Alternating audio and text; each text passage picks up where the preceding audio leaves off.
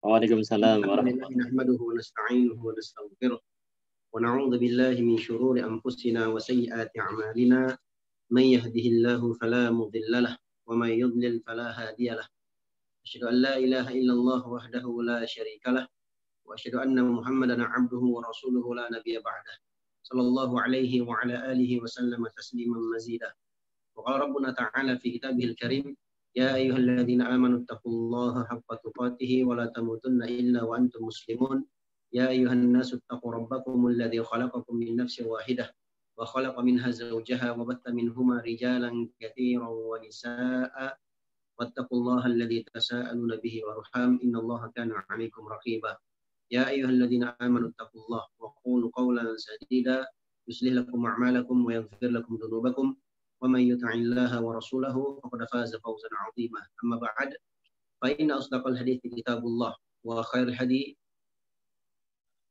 هدي محمد صلى الله عليه وسلم وشر الأمور محدثاتها فإن كل محدثة بدعة وكل بدعة ضلالة.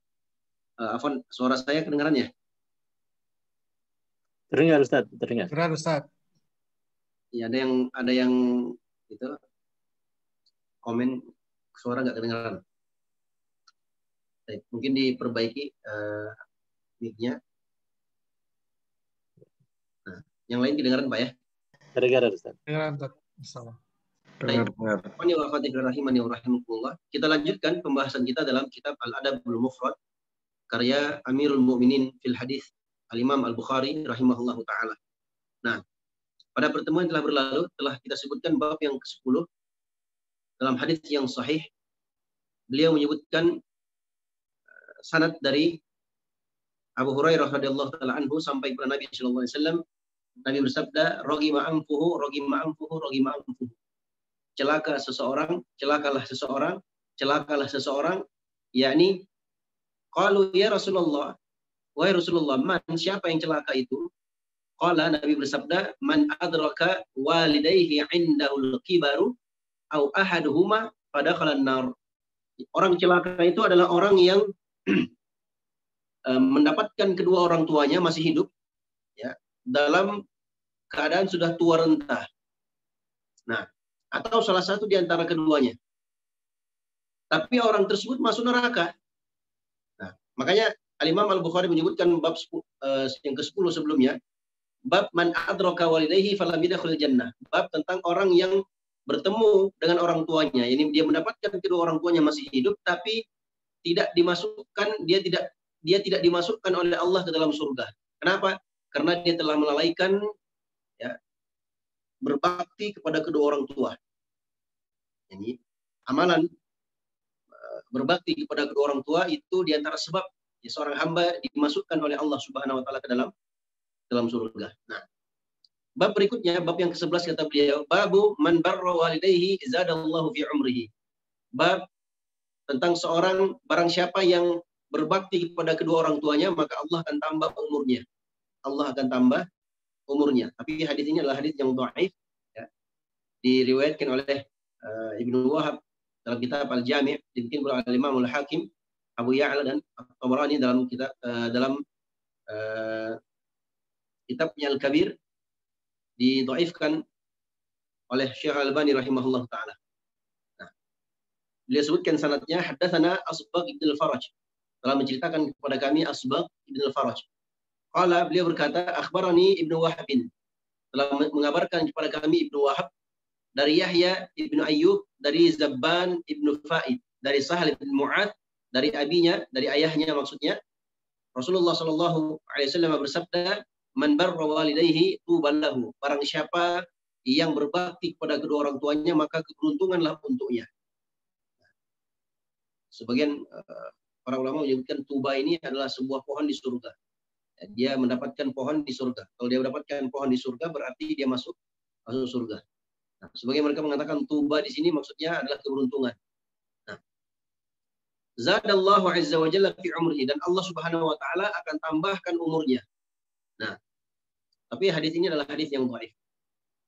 Ya, hadis yang dhaif yang menunjukkan tentang keutamaan orang-orang yang berbakti kepada kedua orang tuanya. Nah, Masya Allah ta'ala. Jadi beruntunglah siapa di antara kita yang masih hidup kedua orang tuanya dan dia berbakti kepada kedua-duanya. Nah, atau mungkin salah satu di antaranya. Nah, Masya Allah Ta'ala. Berikutnya kata beliau rahimahullah Ta'ala, bab yang ke-12. Ini dua bab sebelumnya, 10 dan 11 kita sudah bahas di pertemuan lalu. Nah, sekarang kita masuk bab yang baru. Bab yang ke-12 kata beliau rahimahullah Ta'ala, babun atau babu la yustaghfaru li abihil musyrik. Bab tidak boleh memohonkan ampunan untuk ayah yang musyrik. Untuk ayahnya yang musyrik. Artinya tidak boleh memintakan ampun untuk kedua orang tua yang mati di atas kesyirikan atau yang mati di atas kekafiran. Nah, kata beliau rahimahullah taala, qala haddatsana Ishaq, qala akhbarana Ali ibn Husain, qala haddatsani abi an Yazid an-Nahwi an Ikrimata an Ibn Abbas radhiyallahu anhuma fi qoulihi azza wa jalla. Nah, beliau sebutkan sanadnya dari Ishaq, dari beliau mengabarkan kepada kami Ali bin Husain, beliau berkata telah menciptakan kepada kami Abi ini Husain dari Yazid An-Nahwi dari Ikrimah dari Ibn Abbas radhiyallahu taala anhuma tentang firman Allah Subhanahu wa taala dalam surah Al-Isra ayat 23 sampai 24. Nah, surah Al-Isra ini di antara fondasi dalam agama kita, ini dalil dalam agama kita yang menunjukkan tentang wajibnya berbakti kepada kedua orang tua. Surah Al-Isra ayat 23 sampai 24. Allah Subhanahu wa taala berfirman, "Imma yablughanna 'indakal kibara ahaduhuma aw kilahuma, fala taqul lahumu uffin wa la tanharhuma wa qul lahumu qawlan karima. Wakhfid lahuma janaha dhulli minar rahmati wa qur rabbirhamhuma kama rabbayani shaghira." Firman Allah, jika salah seorang di antara kedua orang tuamu sampai pada masa tuanya, yaitu sudah tua renta. Di sinilah seorang anak akan diuji oleh Allah Subhanahu wa taala. Kalau orang tuanya masih umur 30-40 tahun, ya itu mungkin masih mudah, ya. Nanti kalau sudah tua, apalagi sudah sampai 70-80 tahun, ini akan menjadi ujian bagi sang anak. Disitulah dilihat nanti apakah dia bersabar dalam mengasuh atau menjaga orang tuanya, berbakti kepada kedua orang tuanya atau tidak. Nah, ketika kedua orang tua kita sudah mengalami masa seperti masa kecilnya, nah sudah mulai pikun, ya sudah mulai tidak ingat sesuatu dan segala macamnya, sudah mulai lemah. Terkadang mereka buang air pun sembarangan, ya karena tidak mampu untuk ke WC sendirian umpamanya. Nah, di sini nanti sang anak diuji. Makanya Allah ingatkan, kalau jika salah seorang di antara mereka berdua, yakni orang tuamu, ya, atau salah seorang di antara mereka sudah sampai pada umur senja, sudah sampai pada umur tua, ya, maka fala taqul lahumu uffin, maka jangan engkau katakan uff. Ini kata kepada mereka berdua, jangan. Wala tanharhuma, dan jangan kalian bentak mereka. Wa qul lahumu qawlan karima, hendaknya kalian mengucapkan ucapan yang karim, ucapan yang mulia kepada mereka. Nah, wakhfid lahumu janaha dhulli minar rahmah, hendaknya kalian merendahkan diri kalian karena sayang, cinta kepada mereka. Wa qur rabbirhamhuma kama rabbayani shaghira, dan hendaknya kalian mengatakan, perhatikan, hendaknya kalian mengatakan rabbirhamhuma, ya Allah, rahmatilah mereka berdua. Rahmatilah mereka berdua, jadi kedua orang tuaku, sebagaimana mereka telah menjaga, telah mendidikku semasa aku masih kecil. Perhatikan. Jadi ada perintah dari Allah untuk apa? Untuk mendoakan kedua orang tua. Kan begitu. Nah, kemudian ayat ini dikomentari oleh Ibnu Abbas radhiyallahu anhuma. Beliau mengatakan, "Fanasakhatha al-ayatul lati fi Bara'ah." Ayat ini, surah Al-Isra ayat 23 sampai 24 itu dinasakh, dihapus hukumnya dengan surat Bara'ah. Surat Bara'ah ini nama lain dari surat At-Taubah ayat 113. Nah, Allah berfirman, "Maka lin nabi walladzina amanu ay yastaghfiru lil musyrikina walau kanu uli qurba." tidak pantas bagi seorang nabi dan orang-orang yang beriman untuk yastaghfiru, memohonkan ampunan untuk orang-orang yang musyrik. Walaupun orang-orang musyrik itu adalah uli qurba, adalah kerabat terdekatnya, nggak boleh. Min ba'di ma tabayyana lahum annahum ashabul jahim. Setelah jelas bagi mereka bahwasanya mereka itu orang-orang dekat mereka itu, kerabat-kerabat mereka itu adalah penghuni neraka jahanam. Nah, maksudnya begini. Allah Subhanahu wa taala menyebutkan bahwasanya orang beriman, nabi dan orang beriman dilarang untuk memohonkan ampunan ya bagi orang-orang yang mati di atas kesyirikan. Jadi kalau kita sudah tahu mimba di mata bayyana lahum annahu ashabul jahim, ya, setelah mereka mengetahui bahwasanya mereka itu adalah penghuni neraka. Maksudnya kalau umpamanya kalau kita sudah tahu ada kerabat kita yang mati di atas kesyirikan, kita tahu itu, entah itu orang tua kita atau saudara kita, naudzubillah min dzalik, ya. Mereka mati di atas kesyirikan, kita tahu mereka orang yang mati di atas kesyirikan, mati di atas kekafiran, berarti dia mati di atas kekufuran, kekafiran. Dan dipastikan dia masuk ke dalam api neraka jahanam, naudzubillah min dzalik. Nah, kalau kita sudah tahu hal tersebut, tidak diperbolehkan untuk memohonkan ampunan untuk mereka. Masya Allah. Jadi hadis ini, ikhwani wa akhwati fillah rahimani wa rahimakumullah, menunjukkan kepada kita tentang larangan ya khusus Lagi memang ada? memohonkan ampunan bagi orang-orang yang mati di atas kesyirikan. Perhatikan ya, orang yang mati di atas kesyirikan. Tapi kalau dia belum mati, ya, dia belum meninggal, boleh bagi kita untuk mendoakan hidayah kepadanya atau mendoakan kebaikan. Nah, boleh kita doakan, ya Allah berikan hidayahmu kepada si fulan supaya dia masuk Islam. Boleh.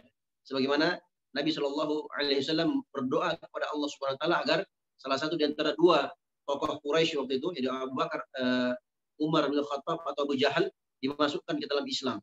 Dan Allah Subhanahu Wa Taala kabulkan doa Nabi dan Allah memilih Umar bin Khattab radhiyallahu taala anhu. Nah, Masya Allah taala. Jadi surat Al-Isra ayat 23 dan 24 itu dinasakh, dihapus hukumnya dengan surat At-Taubah ayat 113. Nah, Masya Allah taala. Baik. Lanjut. Kata beliau, babu birril walidil musyrik. Bab berbakti kepada kedua orang tua yang musyrik. Ya. Kepada al-walid di sini bisa bermakna ayah, bisa juga bermakna ibu. Nah, berbakti kepada orang tua yang musyrik. Coba lihat bagaimana detailnya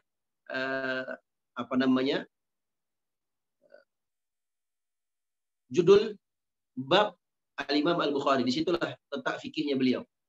Nah,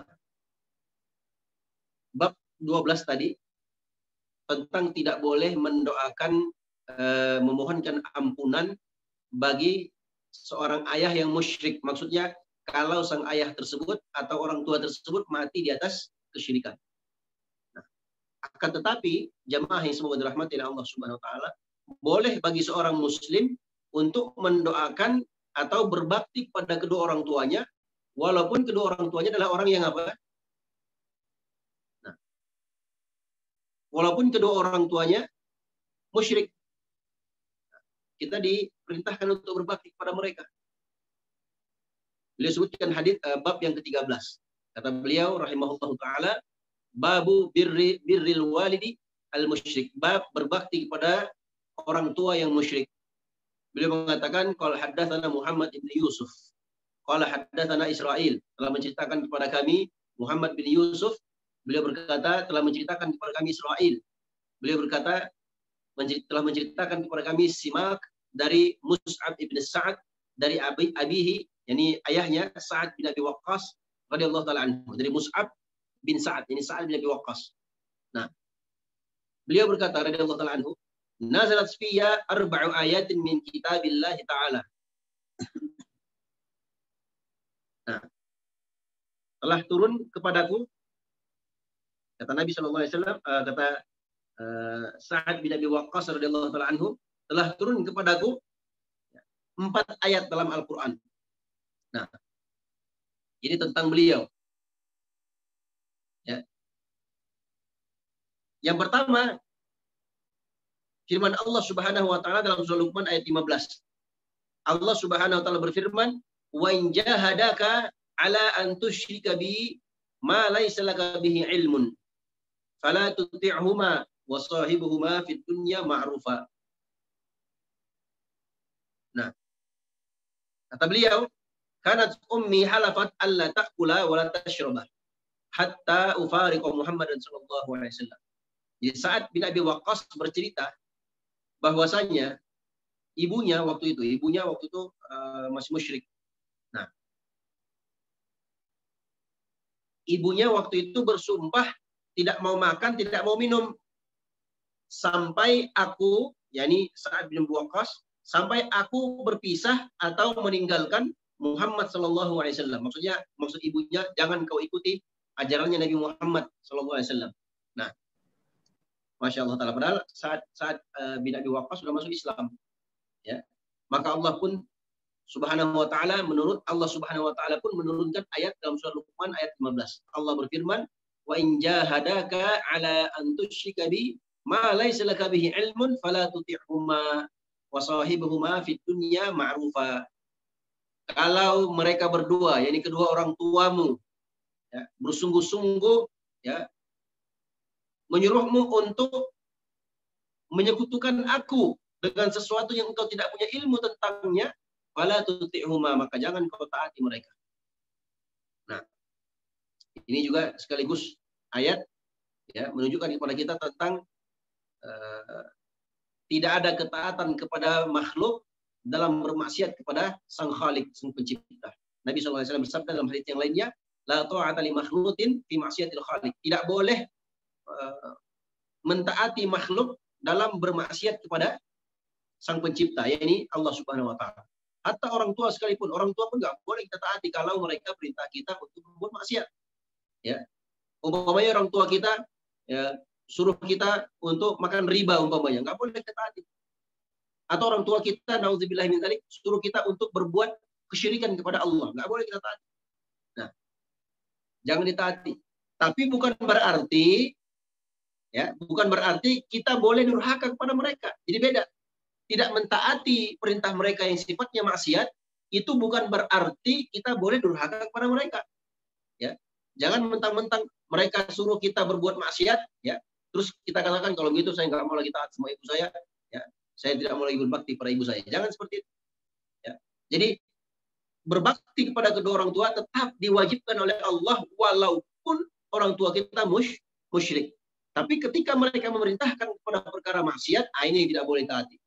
Nah, makanya Allah berfirman, "Fala tuti'huma", jangan kalian taati mereka berdua.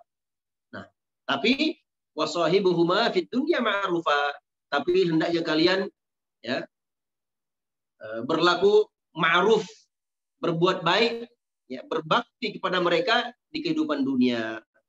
Nah, ini di antara salah satu ayat, ya, yang turun terkait dengan kisahnya Sa'ad bin Abi Waqqas radhiyallahu taala anhu. Masih ada ayat yang lainnya, 3 yang lainnya, tentang surah Anfal ayat 1 ketika beliau minta pedang di ghanimah di satu perang.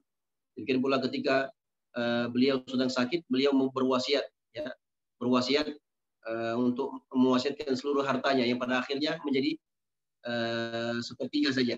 Sulus wa sulusu katsir. Sepertiga dan sepertiga itu sudah banyak.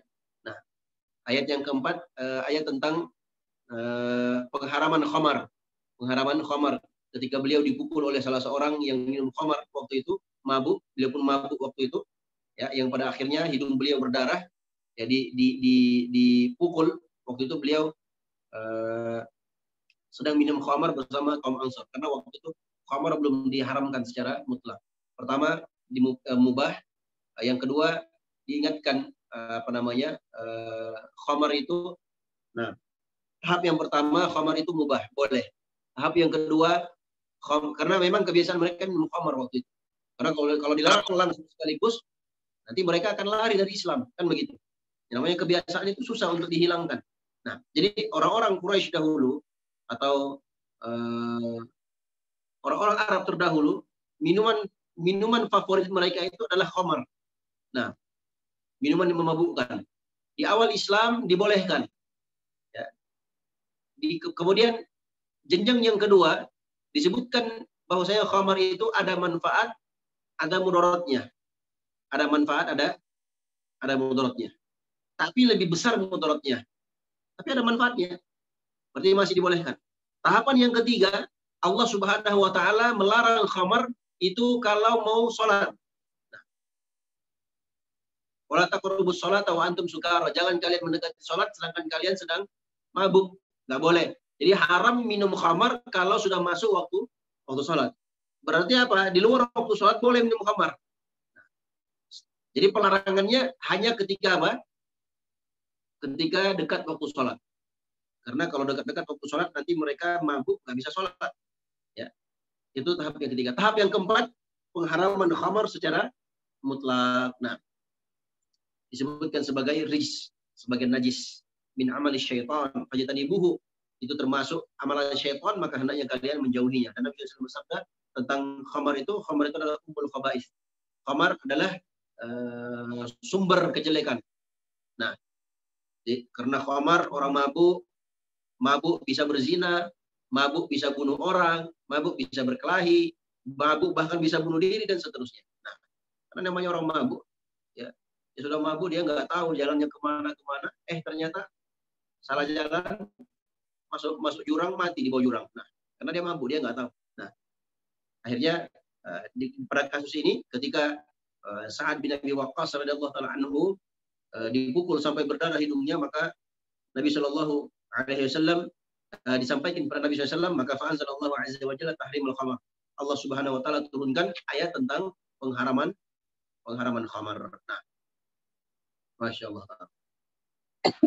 Syahid dari hadis ini, jamaah yang semoga dirahmati oleh Allah Subhanahu Wa Taala, adalah kisah Sa'ad bin Abi Waqqas. Waktu itu ibunya bersumpah untuk tidak makan dan tidak minum sampai beliau meninggalkan agama Rasulullah SAW. Dia meninggalkan Islam.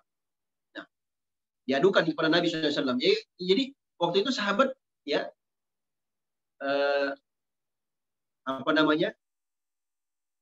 belum mengetahui hukumnya. Yang mereka pahami ya wajib berbakti pada orang tua, kan begitu. Nah, ternyata orang tuanya memerintahkan untuk meninggalkan agama Islam. Akhirnya apa? Mereka pun bertanya kepada Nabi SAW dan Allah Subhanahu Wa Taala turunkan ayat terkait kisah tersebut. Allah Subhanahu Wa Taala turunkan ayat dalam surat Luqman ayat 15, wa in jahadaka ala an tusyrika bi ma laysa laka bihi ilmun fala tuti'huma. Kalau mereka bersungguh-sungguh untuk memerintahkanmu agar engkau berbuat syirik kepadaku, sesuatu yang tidak engkau ketahui ilmunya, maka jangan engkau mentaati mereka. Tapi wasahibuhuma fid dunya ma'rufa, tapi pergauli mereka ya, hendaknya engkau berbakti kepada mereka, berbuat baik kepada mereka berdua, yang kepada kedua orang tua, walaupun mereka musyrik. Nah, ini hadis yang pertama dalam bab yang ke-13 ini. Ya, hadis yang pertama dalam bab yang ke-13. Hadis yang kedua, kata beliau, qala haddatsana al-Humaidi. Telah menceritakan kepada kami al-Imam al-Humaidi. Qala haddatsana Ibnu Uyainah. Menceritakan kepada kami Sufyan Ibnu Uyainah. Qala, beliau berkata, haddatsana Hisham Ibnu Urwah. Hisham bin Urwah berkata, akhbarani abi. Urwah telah menceritakan kepada kami ayahku, yakni Urwah. Qala, beliau berkata, akhbaratni Asma bintu Abi Bakrin. Ya, telah menceritakan kepadaku Asma bintu Abi Bakrin As-Siddiq radhiyallahu ta'ala anhu. Radhiyallahu ta'ala anhu. Yani anaknya Abu Bakar As-Siddiq, Asma. Nah, qala, beliau berkata, Asma berkata, atatni ummi ragibah. Ibuku telah datang kepadaku dalam kondisi marah. Marah kepada Asma. Fi ahdi Nabi sallallahu alaihi wasallam.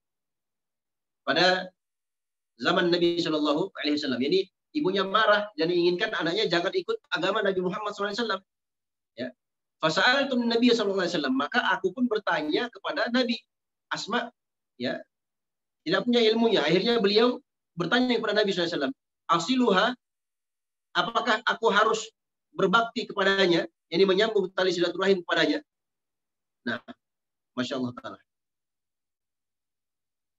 Dalam sebagian riwayat disebutkan, apa asiluha, apakah aku harus menyambung tali silaturahim ini, atau putuskan saja? Ya, karena kan dia musyrik. Jadi Asma bintu Abi Bakar radhiyallahu taala anhu berkata, apakah aku sambung tali silaturahim ini? Ya. Kata Nabi SAW, na'am, iya. Jadi tetap menjaga tali silaturahim, apalagi antara anak dan orang tua, ya, walaupun kedua orang tua itu masih musyrik atau masih kafir. Nah, Masya Allah Ta'ala. Qala Ibnu Uyainah berkata, fa'anzalallahu azza wa jalla fiha. Maka disebabkan karena kejadian ini, Allah Subhanahu wa Ta'ala menurunkan ayat dalam surat Al-Mumtahanah ayat 8. Nah, surah Al-Mumtahanah ayat 8.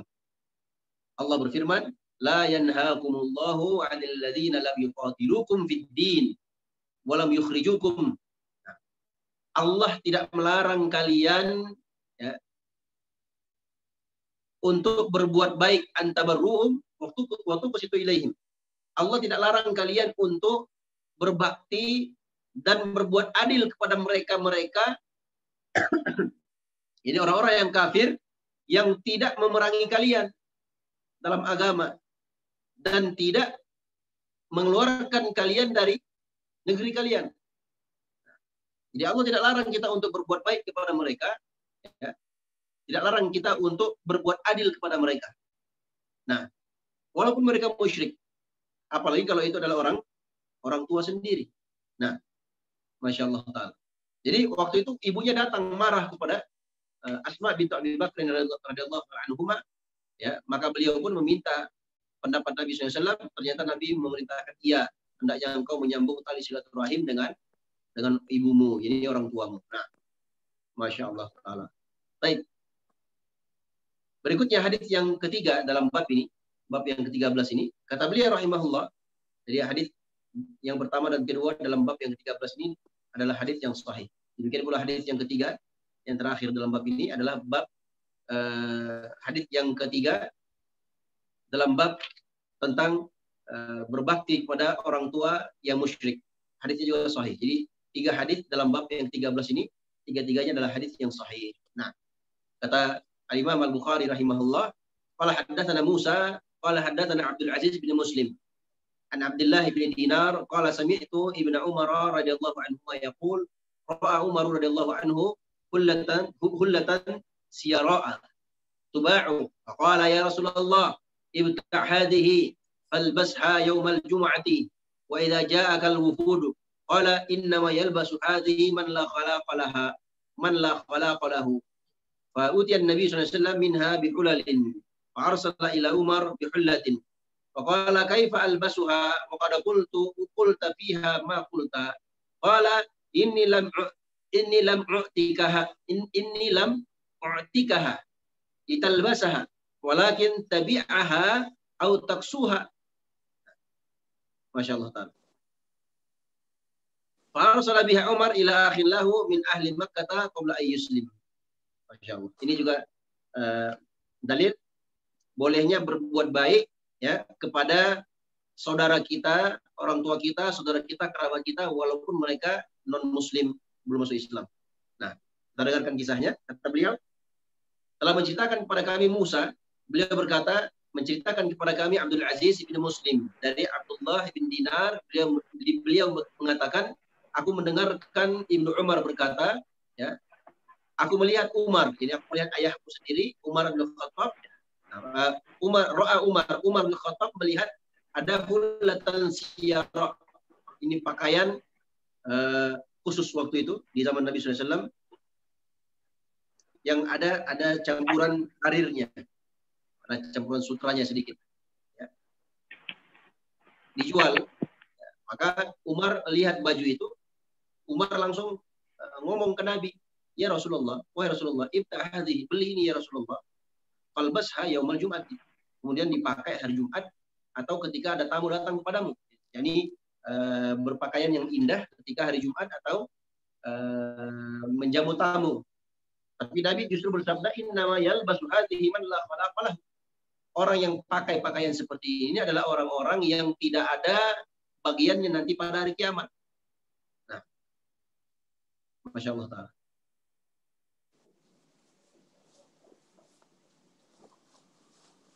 Nah, Fa'utiyan Nabi SAW minha bihulalin. Kemudian Nabi SAW didatangkan beberapa lembar kain atau pakaian dari toko tersebut, dari tempat tersebut. Farsala ila Umar bihullatin. Maka Nabi SAW pun ya mengirimkan beberapa pakaian tersebut kepada Umar ibn Khattab radhiyallahu anhu.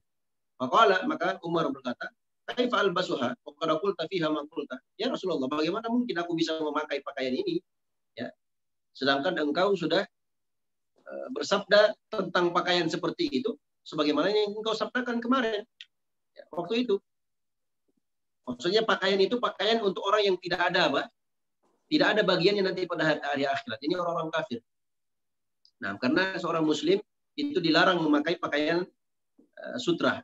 Nah, walaupun pakaiannya tidak murni sutra semua, tapi ada hiasan-hiasan sutranya ini juga tidak diperbolehkan. Nah, emas, perak, emas ya, itu khusus untuk orang-orang yang dikhususkan untuk wanita-wanita yang beriman saja. Adapun laki-laki, mereka dilarang memakai pakaian dari sutra atau dari emas. Nah, maka Umar pun ya bertanya kepada Nabi SAW, ya Rasulullah, bagaimana mungkin aku pakai pakaian yang sudah engkau katakan begini dan begitu? Nah, maka Nabi bersabda, inni lam u'tikaha litalbasaha. Aku berikan pakaian ini bukan supaya kau pakai, walakin tabi'aha, supaya kau jual kembali. Nah, Masya Allah Ta'ala. Fa'arsala biha Umaru ila akhin lahu min ahli Makkah qabla ayyuslim. Kemudian Umar bin Khattab radhiyallahu anhu mengirimkan pakaian itu kepada saudaranya ya, di Mekah. Saudaranya dari kalangan penduduk Mekah sebelum dia masuk Islam. Jadi baju itu, pakaian itu dikirim oleh Umar bin Khattab ke Mekah, diberikan kepada apa? Saudaranya yang masih kafir waktu itu. Nah, sebelum dia masuk Islam. Nah, ini menunjukkan kepada kita boleh kita berbuat baik ya kepada orang-orang yang kafir, ya, kepada orang-orang yang kafir, dan itu tidak melanggar syariat. Dengan catatan orang yang kafir itu tidak memerangi agama kita. Tidak memerangi agama kita. Dan tidak mengusir kita dari negeri kita. Sebagaimana tadi firman Allah Subhanahu wa taala dalam surat Al-Mumtahanah ayat 8. Nah, karena kafir dalam Islam itu terbagi menjadi 4. Yang pertama kafir harbi, yang kedua kafir zimmi, yang ketiga kafir musta'man, dan yang keempat kafir mu'ahad. Nah, kafir yang pertama kafir harbi, kafir yang memerangi Islam dan kaum muslimin. Nah, makanya seperti ini tidak boleh kita berbuat baik kepada mereka. Nah, kita perangi mereka. Nah, 3 kafir yang lainnya, kafir zimmi, itu kafir yang tinggal di negeri kaum muslimin dan tiap tahun membayar upeti. Atau kafir mu'ahad. Kafir mu'ahad ini adalah kafir yang tinggal di negeri kafir, yang negeri kafir tersebut punya perjanjian damai dengan kaum muslimin, ada gencatan senjata. Nah, yang keempat adalah kafir musta'man, kafir yang mendapatkan jaminan keamanan dari pemerintah muslim atau individual muslim. Jadi ada kafir, umpamanya dijamin oleh fulan muslim, maka kafir ini nggak boleh kita ganggu. Nah, 3 kafir yang ini, ya, zimmi, musta'man, mu'ahad, boleh kita untuk berbakti, berbuat baik kepada mereka. Adapun kafir harbi, karena mereka adalah kafir yang memerangi Islam dan kaum muslimin, maka tidak boleh kita berbuat baik kepada mereka, alias tidak boleh kita berlemah lembut dengan mereka. Harus memerangi mereka. Nah, itu pun nanti dilihat tentang syarat-syarat jihad fisabilillah dalam melawan orang-orang yang kafir kepada Allah di medan perang. Nah, Masya Allah Ta'ala.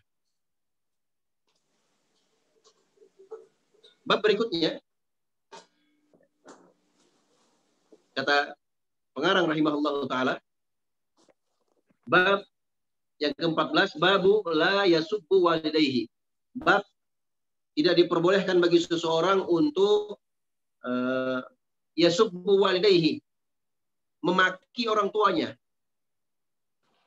Nah, haram hukumnya. Apa dalilnya? Ini hadis yang sahih. Beliau bawakan 2 hadis dalam bab ini. Satu hadis yang sahih, yang kedua adalah hadis yang hasanul isnad. Nah, sanadnya hasan. Boleh dipakai untuk berhujjah. Kata Imam Al-Bukhari rahimahullahu taala, haddatsana Muhammad ibnu Katsir, telah menceritakan kepada kami Muhammad ibnu Katsir qala akhbarana Sufyan, telah mengabarkan kepada kami Sufyan. Qala, beliau berkata, haddatsani Sa'ad ibnu Ibrahim, telah menceritakan kepada kami Sa'ad bin Ibrahim dari Humayd ibnu Abdurrahman dari Abdullah bin Umar, dari Abdullah bin Amr. Beliau berkata, qala Nabi sallallahu alaihi wasallam, Nabi SAW bersabda, minal kabairi ayyashtima ar-rajula walidayhi. Bisa juga dibaca ayyashtuma ar-rajulu walidayhi. Termasuk dosa besar, ya, seseorang itu mencela atau memaki kedua orang tuanya. Qalu kaifa yashtimu? Maka para sahabat tanya, ya Rasulullah. Sahabat heran, loh kok ada orang yang memaki orang tuanya? Kan biasa manusia itu kan senakal-nakalnya, disebejat apapun dia nggak berani maki orang tuanya, kan begitu. Ya kecuali memang kalau si fulan tersebut, orang tersebut sudah hilang akalnya, sudah benar-benar bejat, sudah tidak dapatkan taufik, ya mungkin ada di antara mereka juga ini anak-anak yang durhaka, ya anak-anak yang durhaka yang tidak mengerti tentang agamanya, bodoh terhadap agamanya, mereka berani mencela bahkan memaki orang tuanya sendiri. Nah, tapi ada juga kita dapatkan orang-orang yang nakal, orang-orang yang luar biasa bejatnya, tapi kepada orang tuanya dia nggak berani memaki, jangankan memaki, ya, melawan pun, membantah pun nggak berani dia. Nah, ala kulli hal, ketika Nabi SAW bersabda, termasuk dosa besar seseorang mencela atau dia memaki kedua orang tuanya, maka sahabat mendengarkan hal tersebut heran. Ya Rasulullah, kaifa yashtim? Ya Rasulullah, bagaimana mungkin dia bisa mencela orang tuanya sendiri? Bagaimana kok bisa dia memaki orang tuanya? Kata Nabi SAW, qala yashtimu abar rajuli fa yashtimu abahu wa ummahu. Hal itu bisa terjadi. Bagaimana ceritanya? Ya, ini si pelakunya tadi, si A ini, si fulan ini, dia maki ayah orang lain, dan orang lain itu membalas makiannya dengan memaki ayah dan ibunya sekaligus. Nah, ini menunjukkan kepada kita jamaah yang semoga dirahmati Allah Subhanahu wa taala. Kalau ada orang yang memaki orang tua kita, disebabkan karena kita maki dia, itu sama artinya kita memaki kedua orang tua kita sendiri. Nah, makanya jangan terlalu gampang bawa orang tua, ya. Ini biasa kan terjadi di kalangan anak-anak muda kalau mereka sudah berkelahi, ya, kalau mereka sudah mulai bertengkar, diambilnya kertas, ya, dipanas-panasin. Ah, ini kepala bapakmu, ini kepala bapaknya, injak kalau berani. Nah, digituin. Ini nggak boleh, haram hukumnya. Nah, ini yang jadi batu api pun kena juga, yang mengadu domba. Nah, dan kedua-duanya pun kalau saling menginjak, ya, sayangnya dia saling mencela kedua orang tua mereka. Ya, salah satunya lebih dahulu memaki, berarti dia yang apa? Dia telah memaki kedua orang tuanya sendiri. Jadi kita dilarang untuk melakukan cacian atau makian, ya, kepada orang lain, ya, yang menyebabkan orang lain tersebut memaki kita. Nah, itu untuk diri pribadi. Apalagi kepada kedua orang tua. Tidak boleh kita maki orang tuanya orang lain, kemudian orang tersebut dia balas maki kedua orang tua kita. Na'udzubillahi min dzalik. Nah, kalau sudah seperti ini modelnya, maka orang yang memaki pertamalah yang mendapatkan dosa tersebut. Dia dianggap telah mencaci atau memaki kedua orang tuanya sendiri. Nah, Masya Allah ta'ala. Dan ini termasuk dosa besar. Termasuk dosa besar. Kemudian beliau rahimahullah ta'ala, qala haddatsana Muhammad ibn Sallam, qala akhbarana Makhlad, qala akhbarana Ibnu Jurayj, qala sami'tu Muhammad ibn Harith bin Sufyan yaz'um anna Urwata ibn Iyad akhbarahu annahu sami'a Abdullah ibn Amr ibn al-As yaqul min al-kaba'ir inda Allah ta'ala ay yastasibba ar-rajulu liwalidayhi. Beliau mengatakan, telah menceritakan kepada kami Muhammad ibn Sallam. Beliau berkata, telah mengabarkan kepada kami Makhlad, beliau berkata, telah mengabarkan kepada kami Ibnu Jurayj. Beliau mengatakan, aku mendengarkan Muhammad ibn Harith bin Sufyan. Dia menyangka bahwasanya sesungguhnya Urwah ibn Iyad telah mengabarkan kepadanya bahwasanya dia mendengarkan Abdullah bin Amr ibn al-As berkata, ya, Abdullah bin Amr ibn al-As berkata, termasuk dosa besar di sisi Allah Ta'ala seseorang menjadi sebab ya, kedua orang tuanya dimaki. Nah, Masya Allah Ta'ala. Ayyastasib ar-rajulu biwalidayhi. Termasuk dosa besar seseorang itu menjadi sebab kedua orang tuanya dimaki orang. Nah, ini berarti banyak modelnya. Bisa jadi dia lebih dahulu maki orang tuanya orang lain, kemudian orang lain itu balas maki orang tuanya, atau bisa jadi dia melakukan sesuatu yang membuat orang tersebut memaki dia, bahkan memaki kedua orang tuanya. Dan ini ikhwani wa akhwati fillah rahimani wa rahimakumullah termasuk salah satu dari dosa besar. Termasuk dari salah satu dosa besar. Nah, Masya Allah. Baik. Kita lanjutkan 3 hadis lagi, 2 bab lagi. Kata beliau rahimahullah taala, babu uqubati uquqil walidain. Bab tentang uqubah, ya. Ganjaran yang didapatkan dari kedurhakaan kepada kedua orang tua. Dalam hadis yang sahih kata Al-Imam Al-Bukhari, qala haddatsana Abdullah bin Ibnu Yazid, qala haddatsana Uyainah ibnu Abdurrahman an abihi an Abi Bakrah an Nabi sallallahu alaihi wasallam qala ma min dhanbin ajdaru ay yu'ajjilallahu li sahibihi al-'uqubata ma'a ma yuddakharu lahu min al-baghi wa qati'atir rahimi. Kata beliau, telah menceritakan kepada kami Abdullah bin Yazid. Beliau berkata, telah menceritakan kepada kami Uyainah ibnu Abdurrahman dari ayahnya, dari Abi Bakrah, dari Nabi sallallahu alaihi wasallam. Beliau bersabda, "Ma min dhanbin ajdaru ay yu'ajjilallahu li sahibihi al-'uqubata ma'a ma yuddakharu lahu." Tidak ada satupun dosa yang sangat-sangat dikhawatirkan Allah akan segerakan azabnya, Allah segerakan balasannya, bersamaan dengan itu dia pun mendapatkan nanti azab itu disimpan juga di akhirat. Di akhirat dapat, di dunia pun dapat, tapi lebih ajdar. Ya. Dikhawatirkan itu bisa segera dikabulkan oleh Allah Subhanahu wa taala di kehidupan dunia ini. Disegerakan oleh Allah.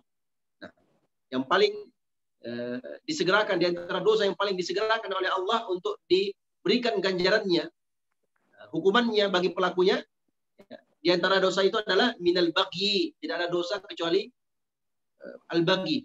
Al-baghi itu melampaui batas, berbuat semena-mena, berbuat seenaknya, dia berbuat zalim kepada orang.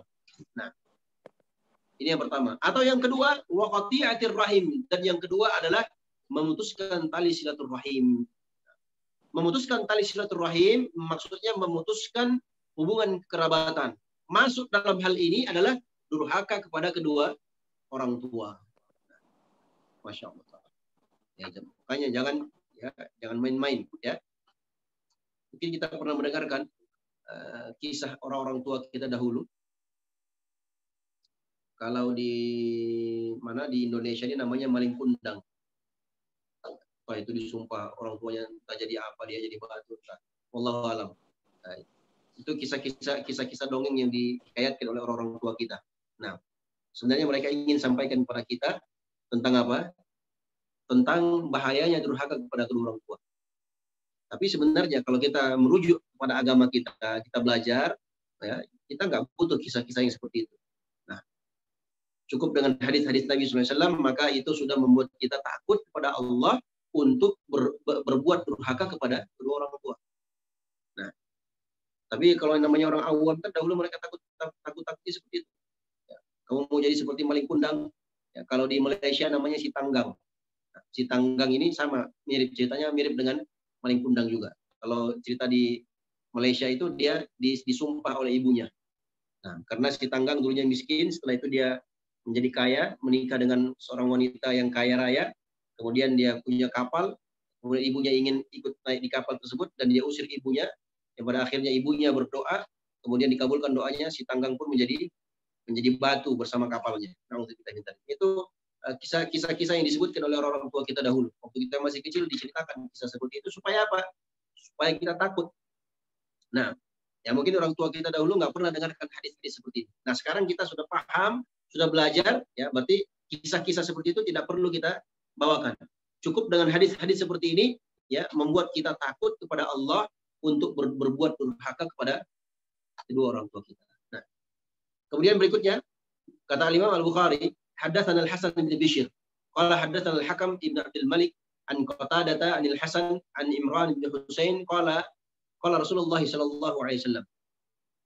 Dari Al-Hasan, beliau mengatakan telah menceritakan kepada kami Al-Hasan bin Bishr, beliau mengatakan telah menceritakan kepada kami Al-Hakam ibn Abdul Malik, dari Qatadah, dari Al-Hasan, dari Imran bin Husain, beliau berkata, Rasulullah sallallahu alaihi wasallam bersabda, ma taquluna fi zina wa syurbil khamri was sariqah. Kata Nabi SAW, bagaimana pendapat kalian tentang perbuatan zina, minum khamar dan mencuri? Zina, minum khamar, mencuri. Maka sahabat mengatakan, qulna, kami mengatakan, Allah wa rasuluhu a'lam, hanya Allah dan Rasulnya yang tahu. Qala hunnal fawahish. Kata Nabi SAW, itu adalah perbuatan yang keji. Wa fihinnal 'uqubah, dan pada perbuatan itu ada ukubahnya, ada hukumannya dari Allah Subhanahu wa taala. Ala unabbiukum bi akbaril kabair. Maukah aku ceritakan kepada kalian tentang dosa besar yang paling besar? Nah, itu jawaban para sahabat, iya. Dia mengatakan asyirku billahi azza wa jalla wa 'uququl walidain. Wa kana muttaqian fahtafaza qala wazzur. Masya Allah ta'ala. Kata beliau, maukah kalian aku ceritakan, aku kabarkan kepada kalian tentang dosa besar, di antara dosa besar yang paling besar? Yang pertama adalah syirik kepada Allah. Setelah syirik apa? Durhaka kepada kedua orang tua. Nabi waktu itu bersandar, kemudian beliau langsung menegakkan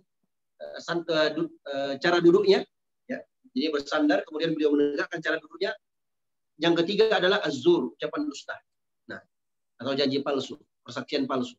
Nah, coba lihat, jemaah yang semoga dirahmati oleh Allah Subhanahu wa taala, dosa durhaka kepada orang tua itu digandengkan atau di bawah tahap syirik. Syirik ini adalah dosa yang paling dimurkai, paling dibenci oleh Allah. Nah, dosa setelah itu, yang paling besar setelah itu adalah dosa durhaka kepada kedua orang tua. Nah, subhanallah. Makanya kalau kita lihat, jemaah yang semoga dirahmati oleh Allah Subhanahu wa taala, kalau di satu tempat, satu perumahan atau di satu desa, di kampung, kalau kita lihat ada anak yang durhaka kepada kedua orang tuanya, kita pasti benci pada anak itu. Kan begitu. Nah, begitulah Allah Subhanahu wa taala fitrahkan kepada manusia bahwasanya anak-anak yang durhaka kepada kedua orang tuanya atau orang tuanya itu pasti dibenci oleh manusia. Nah, karena Allah benci perbuatan itu. Nah, perbuatan syirik adalah perbuatan yang paling menjijikkan, yang paling dibenci oleh Allah. Setelah perbuatan syirik adalah perbuatan berbuat durhaka kepada kedua orang tua. Na'udzubillahi min dzalik. Nah, hadisnya adalah hadis yang dhaif walaupun disebutkan juga dalam hadis-hadis yang lainnya. Nah, Masya Allah. Hadisnya dhaif, akan tetapi disebutkan juga dalam hadis-hadis yang sahih tentang jumlah dosa besar yang paling besar itu disebutkan juga dalam hadis yang sahih 3. Syirik, berbuat syirik, durhaka kepada orang tua, dan ucapan dusta atau persaksian palsu. Nah, dalam hadis ini dengan sanad ini, dengan jalur periwayatan yang seperti ini didhaifkan oleh Asy-Syaikh Al-Albani rahimahullah taala. Tapi maknanya sahih. Nah, ada juga hadis lain yang semakna dengan hal tersebut dan dikuatkan dengan hadis-hadis yang lainnya. Nah, kemudian terakhir kata beliau, bab bukail walidain, bab tentang tangisan kedua orang tua. Nah, ini juga penting, ya. Jangan sampai kita membuat orang tua kita menangis. Membuat orang tua menangis itu ada 2 bentuk. Bentuk yang pertama, orang tua menangis karena kedurhakaan anaknya. Ini tercela dan masuk dalam bentuk atau bagian dari kedurhakaan kepada kedua orang tua. Nah, bentuk yang kedua, orang tua menangis karena terharu, ya, terharu terhadap anaknya. Entah mungkin itu anaknya sudah sukses, ya. Kan orang tua kan awam biasanya lihat anaknya kalau sukses tuh kalau udah punya mobil, punya rumah, punya pekerjaan yang bagus, terharu dia lihat anaknya. Walaupun sebenarnya bukan itu ukuran kesuksesan seorang hamba. Nah, dia melihat anaknya ini ada menjadi orang yang bermanfaat bagi orang lain. Nah, seperti ini boleh kan? Ya, seperti ini tidak tercela dan ini adalah bentuk tangisan orang tua kepada anak yang sifatnya terpuji, maksudnya terpuji bagi sang anak. Nah, umpamanya anaknya menjadi juara 1 di sekolahnya umpamanya, dia yang paling pintar, dia meraih prestasi yang terbaik. Orang tuanya bangga, terharu, akhirnya menangis. Nah, ini yang seperti ini tidak tercela. Nah, kata Imam Al-Bukhari rahimahullah taala, qala haddatsana Musa, qala haddatsana Hammad ibn Salamah, an Ziyad ibn Mikhraq, an Taisalata annahu sami'a ibnu Umar radhiyallahu anhuma yaqul buka al-walidaini min al-uquqi wal kaba'ir. Nah, kata beliau telah menceritakan kepada kami Musa. Demikian pula kata beliau telah menceritakan kepada kami Hammad ibn Salamah. Hammad bin Salamah telah menceritakan kepada kami dari Ziyad ibn Mikhraq dari Taisalah bahwasanya beliau mendengarkan Abdullah ibn Umar radhiyallahu anhuma berkata, bukaul walidaini minal uquqi wal kabair. Nah, tangisan orang tua itu bagian dari bentuk kedurhakaan dan dosa besar. Maksudnya gimana ini? Tangisan orang tua adalah bentuk kedurhakaan dan dosa besar. Maksudnya apa? Kalau orang tua itu menangis, ya, menangis karena ya sakit hati terhadap anaknya, ya, karena kedurhakaan anaknya, nah ini masuk dalam bentuk durhaka. Ya. Demikian pula masuk dalam kategori dosa besar. Di antara dosa-dosa yang paling besar dari sekian dosa besar adalah berbuat syirik. Yang kedua apa? Yang kedua adalah durhaka kepada kedua orang tua. Makanya beliau mengatakan tangisan orang tua itu ya, bagian dari kedurhakaan.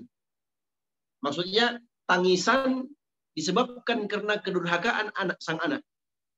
Ya. Sekali lagi kita tekankan, kalau tangisan orang tua tersebut disebabkan karena dia terharu atau bangga dengan anaknya, ini nggak masuk dalam ayat ini, tidak masuk dalam asar ini, ucapan ini. Nah, yang dimaksud dalam asar ini, tangisan orang tua bagian dari bentuk kedurhakaan seorang anak dan termasuk dosa besar adalah tangisan orang tua yang disebabkan karena kedurhakaan sang anak tersebut. Kalau disebabkan karena terharu dan bangga, ini tidak masuk dalam. Wallahu ta'ala alam. Nah, Allah ta'ala ini dapat kita sampaikan. Berikutnya nanti insya Allah tentang bab yang ke-17, bab mendakwahi kedua orang tua. Nah, mungkin pula menawarkan orang tua masuk dalam Islam pada bab-bab setelahnya. Insya Allah kita akan bahas di pertemuan yang akan datang. Sebelum kita tutup majelis, mungkin ada di antara jamaah yang ingin bertanya seputar pembahasan. Kalau tafadhol.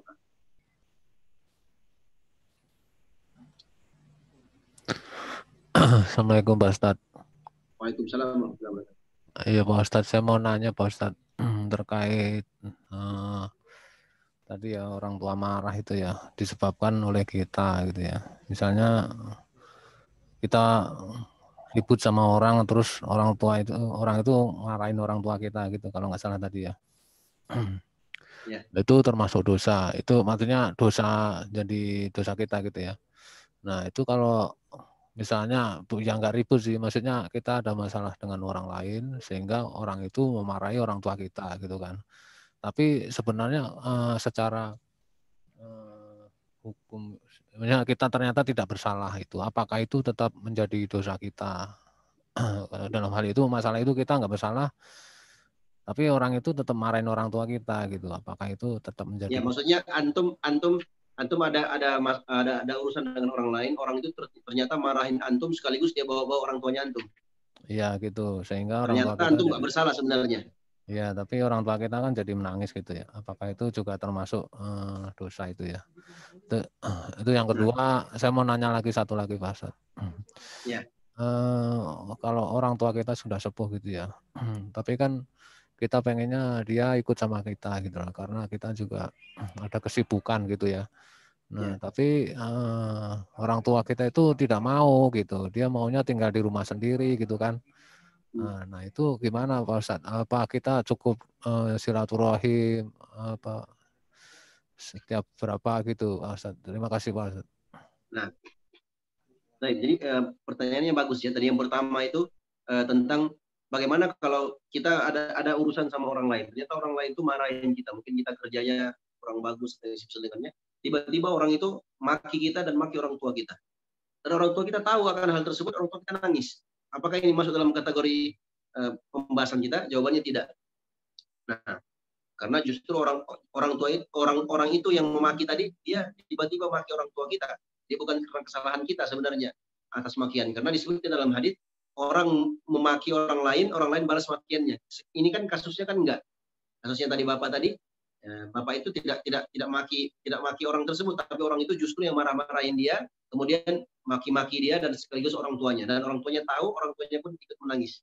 Tangisan orang tuanya disebabkan karena kesedihannya, kasihan kepada anaknya mungkin. Nah, kita tekankan insya Allah itu tidak termasuk. Nah, apalagi kalau ternyata sebagaimana tadi keterangan penanya, ternyata bukan dia yang bersalah. Nah, ini insya Allah tidak masuk dalam pembahasan kita. Nah, kemudian yang kedua, bagaimana dengan orang tua? Ini juga banyak terjadi, kasus terjadi. Bagaimana orang tua kita ingin orang tua kita ikut sama kita, ya. Tapi orang tua nggak mau. Ya. Dia nggak mau, dia lebih suka tinggal di kampung umpamanya. Karena banyak orang, banyak temannya, mungkin karena dia biasa di lingkungannya, kan begitu. Umpamanya orang tua kita di kampung, kita bawa dia ajak tinggal di Jakarta. Ya beda, nggak sama. Dia nggak dengarkan suara ayam berkokok, kan begitu. Dia nggak lihat tanah, yang dilihat semen, semua aspal semuanya. Kalau di kampung dia lihat ada tanah, dia lihat pohon, dia lihat burung. Ya, mungkin buat hatinya senang. Dia ingat tentang masa-masa lalunya di situ. Nah, kalau sudah seperti ini modelnya, ya orang tua nggak mau dan dia tetap tinggal di situ, ya biarkan saja, nggak apa-apa. Tapi ingat, kita sebagai anak harus memperhatikan semua kebutuhan dan apa yang dia inginkan. Nah, termasuk tadi, ya seminggu sekali pulang, kalau memang mampu. Tapi kalau terlalu jauh, umpamanya mungkin sebulan sekali pulang. Itu anak yang berbakti tentunya. Atau setidaknya telepon. Ya, setidaknya apa? Telepon. Umpamanya ada seperti sebagian kawan-kawan kita yang tinggal di Jakarta. Nah, mungkin dia asalnya di mana? Asalnya dari Aceh umpamanya. Atau asalnya dari Sulawesi Utara umpamanya. Jauh, Sulawesi Selatan, jauh tempatnya di Kalimantan. Kalau mau pulang seminggu sekali, Masya Allah. Bisa bisa kena mudarat kan begitu. Habis di ongkos dan segala macamnya. Nah, yang paling penting bagaimana ya? Tetap kita jalin silaturahim. Sekarang alhamdulillah dimudahkan. Ada telepon, bisa video call. Belikan orang tua kita. Orang tua kita belikan HP yang bagus. Ajarkan dia caranya bagaimana kalau mau hubungi kita bagaimana. Ajarkan dia video call itu bagaimana caranya. Nah, isikan pulsanya.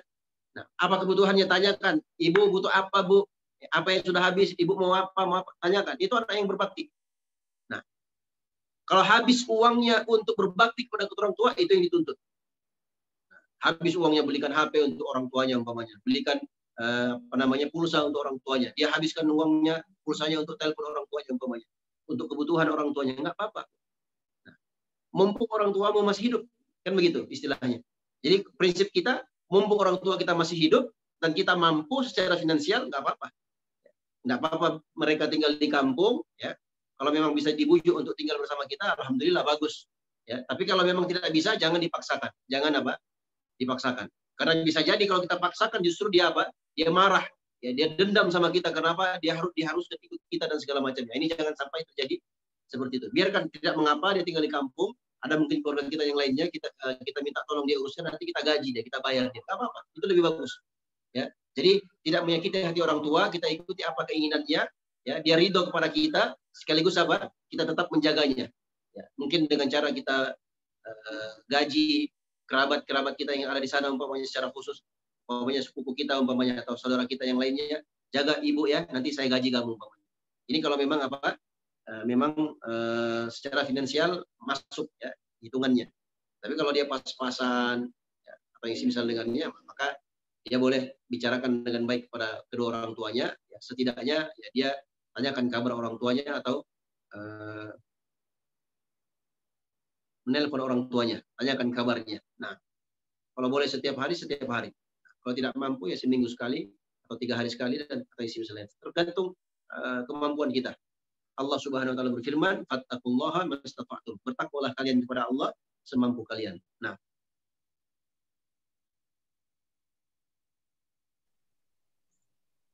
Assalamualaikum Ustadz.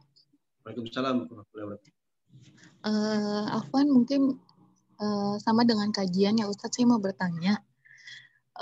Apakah saya durhaka? Kedua orang tua saya kan sudah meninggal. Nah. Pada saat orang tua saya masih hidup, sakit, saya berbakti kepada suami saya, gitu. Saya jarang menemui kedua orang tua saya, tapi sampai akhir hayat kedua orang tua saya, alhamdulillahnya saya menemui gitu loh, masih menemui kedua orang tua saya gitu. Cuma yang saya ingin pertanyakan, apakah saya berdosa karena saya berbakti kepada suami sehingga saya mungkin dibilang melalaikan kedua orang tua saya selagi waktu masih hidup, Ustadz? Nah, jawabannya tidak. Jawabannya tidak durhaka. Karena seorang wanita kalau dia sudah menikah, dia sudah balik dan menikah, maka kewajiban berbaktinya berpindah kepada suaminya, bukan kepada kedua orang tuanya. Ini yang juga banyak disalahpahami oleh sebagian orang. Ya. Ini bagus pertanyaannya, sekaligus saya singgung saja. Yeah. Banyak orang ya, berlaku untuk ibu, saya dan semua kita yang ada di sini. Banyak orang menyangka ya, kalau termasuk kita sebagai orang tua, nanti kalau kita sudah jadi orang tua, kita punya anak perempuan umpamanya. Itu anak perempuan, kalau dia sudah menikah, maka kewajiban berbakti itu berpindah kepada suaminya. Kalau ada perkara yang kontradiksi antara keinginan suami dan keinginan kedua orang tuanya, maka dia ikut keinginan suaminya. Nah, tentunya dia bicarakan kepada ibunya, dia sampaikan dengan cara yang baik, dengan tidak menyinggung perasaannya dan semisal dengannya. Dan dia sampaikan juga kepada suaminya. Tentunya kalau suami yang baik sebagai pemimpin si wanita tadi, ya pasti dia akan mengkompromikan keinginannya dengan keinginan orang tua istrinya, kan begitu. Nah, maka ini juga nanti sekaligus pentingnya seorang perempuan mencari seorang suami yang bisa mendidiknya di atas agama Allah tentunya. Karena sebagian orang yang kita lihat, dia hanya menikahkan anak perempuannya, dilihat laki-lakinya kerjanya apa, gajinya berapa, pakai mobil apa enggak, yang dilihat hartanya. Dia nggak lihat bagaimana sisi agamanya. Ya, dia lihat hartanya. Masalah sholat nggak sholat itu urusan belakang. Ini nggak benar juga. Nah, ini yang pertama. Kemudian yang kedua, ikhwani wa akhwati rahimani wa rahimakumullah. Seorang laki-laki, seorang pria, ya, itu kewajibannya, ketaatannya kepada kedua orang tua itu mustamir sampai yaumul qiyamah, sampai orang tuanya meninggal. Nah, jadi kalau ada keinginan antara orang tua dan keinginan istri, maka sang suami wajib mendahulukan keinginan siapa? Orang tuanya, bukan istrinya. Nah, dalam kondisi seperti ini, sang istri harus sadar diri. Ya, ada juga sebagian istri nggak sadar diri, nggak tahu diri. Dia inginnya begini, tapi mertuanya inginnya begitu. Dia nggak mau, dia harus mengalahkan keinginan orang tuanya. Sang suami harus ikut dia. Ini nggak boleh. Ini istri durhaka namanya. Sang suami nggak boleh tunduk kepada istri seperti ini modelnya. Nah, maka kewajiban sang suami mendidik sang istri tersebut. Ya, dididik. Disebutkan dalam Al-Quran, ar-rijalu qawwamuna 'alan nisa. Laki-laki itu adalah qawwam terhadap wanita. Apa itu qawwam? Kata Al-Imam Ibnu Katsir rahimahullah taala, yakni raisuha, bosnya, pembesarnya, wa kabiruha, tokohnya. Dialah yang menegakkan, yang memerintahkan, yang meluruskan istri. Jangan dibalik. Nah, kalau istri sudah mulai bengkok, diingatkan. Contoh kasus tadi, ada keinginan bertolak belakang. Si istri ingin A, orang tuanya ingin B. Sang suami harus mendahulukan siapa? Sang ibu, orang tua. Tapi sang suami yang baik harus memahamkan kepada istrinya. Dek, kamu nggak boleh begitu. Sayang, kamu nggak boleh begitu. Ini orang tua. Saya sebagai suami, dia diajarkan. Tentunya, jamaah yang semoga dirahmati oleh Allah SWT, didikan ini harus dimulai di awal pernikahan. Jangan nanti ada masalah, baru dia mau didik istrinya. Ya, nggak mungkin spontan seperti itu dia menerima, kan begitu.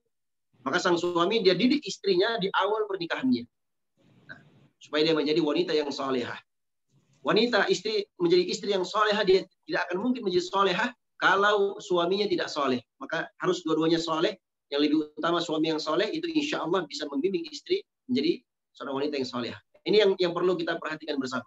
Jadi masing-masing di antara kita tahu haknya. Ya. Orang tua itu punya hak atas anak-anaknya. Ya.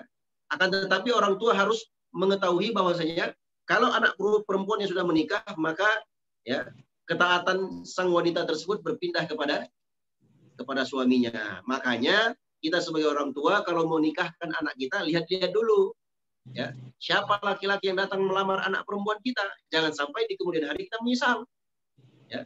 Kalau dia adalah anak yang soleh, pria yang soleh, insya Allah nanti ke depan kalau kita punya masalah, kita inginkan anak perempuan kita begini dan begitu. Kalau suaminya soleh, insya Allah dia bisa mengerti keinginan kita. Tapi kalau dia nggak soleh, bahaya. Ya. Yang pada akhirnya apa?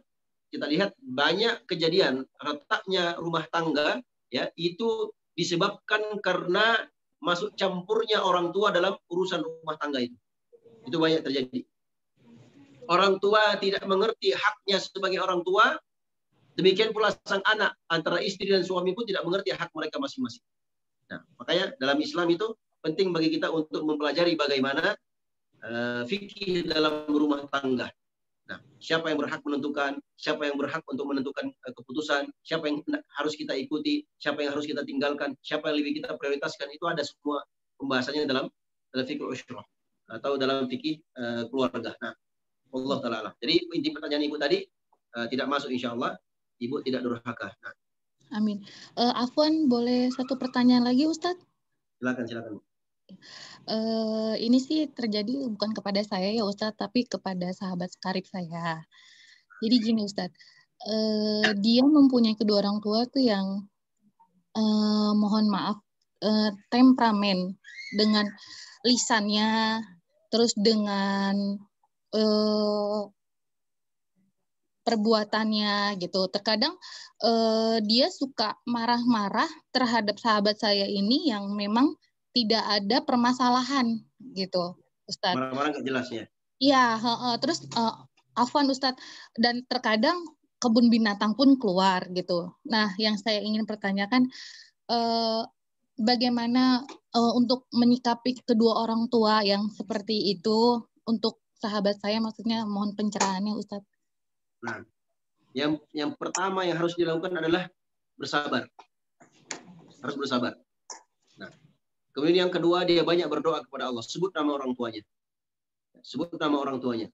Saya pribadi pernah mengalami hal yang seperti itu. Ya, tapi bukan orang tua kandung saya. Saya doakan, alhamdulillah berbalik. Ya. Akhirnya beliau sekarang lebih cinta saya daripada anak kandungnya sendiri. Nah, ini suami dari ibu saya. Alhamdulillah. Sabar, kemudian doakan dia. Bangun sepertiga malam terakhir, doakan dia. Nah, jangan dia malah marah. Ya. Apalagi ini orang tua sendiri, orang tua kandung sendiri. Jangan malah dia marah, dia lawan. Wah, ini bahaya. Ya.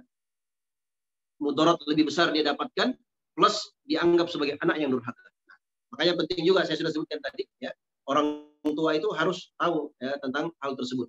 Harus belajar. Ya, nggak boleh kita maki-maki anak kita sembarangan. Ya. Karena ucapan orang tua itu doa. Ya, kalau orang tua, kita sebagai orang tua, ya, kalau marah, ya, jangan mengucapkan ucapan sembarangan kepada anak kita. Ya. Dia sebut anaknya dasar sial. Nah, anaknya jadi sial nanti. Nah, dia sebut anaknya dasar, disebutkan nama-nama binatang. Anaknya jadi seperti binatang nantinya. Nah, kasihan anak itu. Ya. Nah, makanya doa, ucapan orang tua itu harus dijaga. Jangan sampai dia ucapkan satu doa, dasar anak kurang ajar, umpamanya. Kebetulan hal tersebut malaikat mendengarkan dan mengaminkan. Anaknya jadi kurang ajar. Dasar anak durhaka, jadi durhaka anaknya. Naudzubillah min dzalik. Makanya saya sebutkan tadi, penting bagi kita semua untuk memperhatikan, baik sebagai orang tua atau sebagai anak. Nah, yang intinya nanti apa? Wajib bagi kita untuk mempelajari hal tersebut. Sebagai orang tua, apa hak dan kewajiban kita? Sebagai anak, apa hak dan kewajiban kita? Kalau seperti ini, insya Allah Ta'ala masing-masing kita akan mengetahui hak masing-masing dan batasan-batasan. Demikian pula suami istri, begitu. Suami harus tahu apa hak dan kewajibannya, istri pun harus tahu apa hak dan kewajibannya. Nah, jazakallah khair ya Ustadz ya. Jazakallah khair. Pada tadi pertanyaan di mana?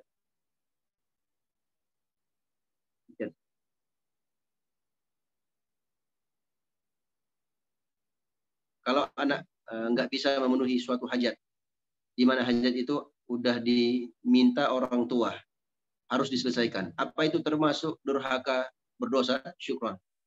Nah, kalau orang tua kita punya hajat dan dia perintahkan kita untuk menunaikan hajat tersebut, maka kita sebagai seorang anak harus memenuhi kebutuhan itu, hajat itu sesuai kemampuan kita. Tapi kalau kita tidak mampu, ya udah kelas. Contoh, orang tuanya bilang begini, kamu harus belikan saya rumah, umpamanya. Kamu harus belikan saya rumah.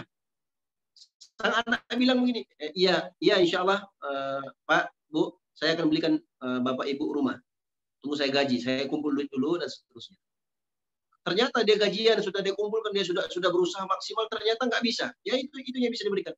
Mohon maaf Pak, untuk sementara saya nggak bisa belikan rumah. Ini uang yang saya kumpul, ini untuk Bapak, untuk Ibu. Ambil saja, nggak apa-apa. Nanti saya tambahkan kalau kurang. Jadi dia tetap berusaha untuk memenuhi hajat orang tuanya sesuai dengan kemampuannya.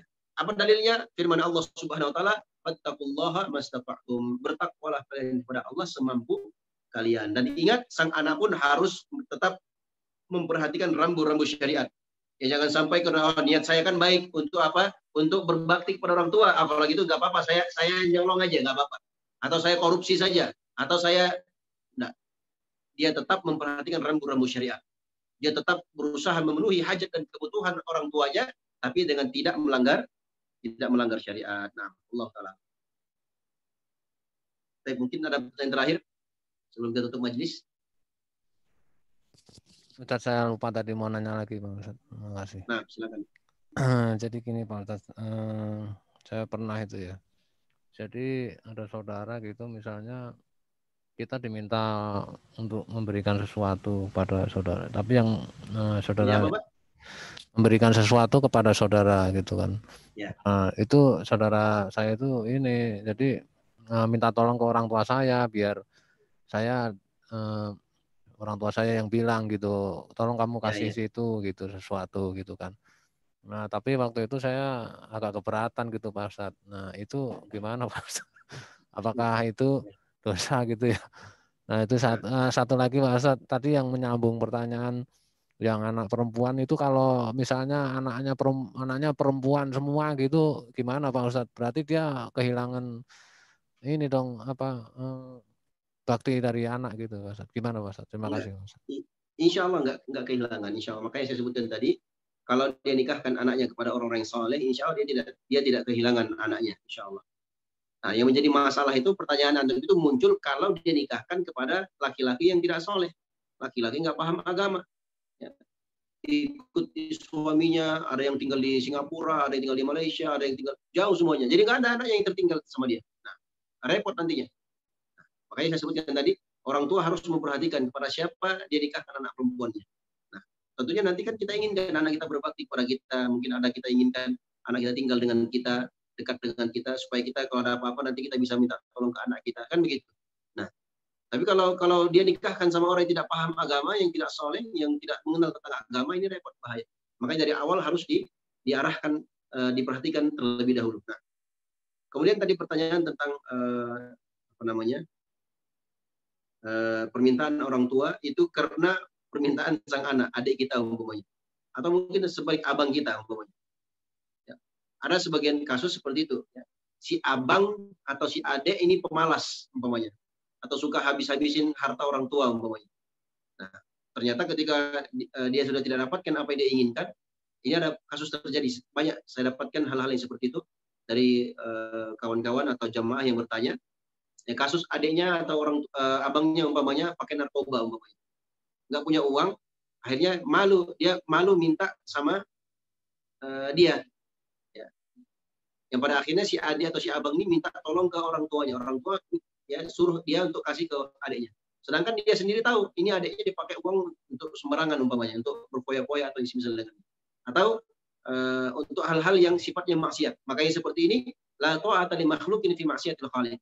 Tidak ada ketaatan kepada makhluk dalam bermaksiat kepada sang Khalik. Kecuali kalau memang adik kita atau abang kita itu memang benar-benar membutuhkan. Ya, dia nggak enak ngomong sama kita, dia minta tolong sama orang tua, akhirnya orang tua minta ke kita untuk bantu dia, maka kita bantu. tentunya bantu pun semampu kita. Kalau kita bantu, insya Allah Allah mudahkan rezeki kita, Allah berkahi rezeki kita, Allah ganti dengan ganti yang jauh lebih baik daripada apa yang telah kita bantu terhadap saudara kita tersebut. Nah, itu kalau memang apa kebutuhannya memang sesuatu yang sifatnya bukan maksiat, ya, sesuatu yang sifatnya ma'ruf. Kalau maksiat maka jangan ditolong. Nah, demikian. Allah Taala alam. Baik, saya kira demikian. Mudah-mudahan bermanfaat. Kita memohon dan berdoa kepada Allah Subhanahu Wa Taala. Semoga Allah beri taufik kepada kita semua untuk selalu istiqomah di atas agamanya, istiqomah dalam menuntut ilmu agamanya, dan mudah-mudahan Allah berikan kepada kita semua kemudahan untuk meraih husnul khatimah di akhir kehidupan kita. Dan semoga Allah SWT kumpulkan kita semua dalam surganya. Semoga Allah kumpulkan kita di majlis ini. Amin ya rabbal alamin. Wallahu ta'ala alam. Mohon maaf jika ada kesalahan atau kekurangan. Kita berdoa dan mohon kepada Allah. Semoga Allah beri manfaat kepada kita semua dari ilmu yang telah kita dengarkan. Amin ya rabbal alamin. Wassalamualaikum warahmatullahi wabarakatuh. Waalaikumsalam warahmatullahi wabarakatuh. Jazakallah khair Ustaz. Jazakumullah khair. Terima kasih.